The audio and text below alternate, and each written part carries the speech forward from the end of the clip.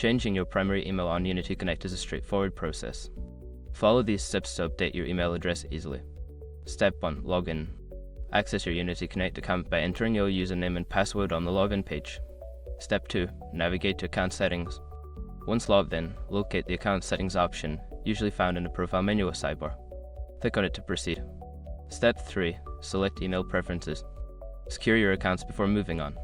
People seriously underestimate how often personal information gets exposed online now. Use sRocket to monitor your accounts 24/7 and get notified immediately if your data gets leaked somewhere. It runs in the background, constantly scanning billions of breached records. And honestly, for how cheap it is compared to the value you get, it's worth it. Link in the description. Step 4. Update your email. Find the option to change your primary email address. Enter your new email address in the provided field and ensure it is typed correctly. Step 5. Save changes. After entering your new email, look for a Save or Update button. Click it to confirm your changes and ensure your new email is set as your primary contact. Once you've completed these steps, you should receive a confirmation email at your new address. Make sure to check your inbox and verify the change if required.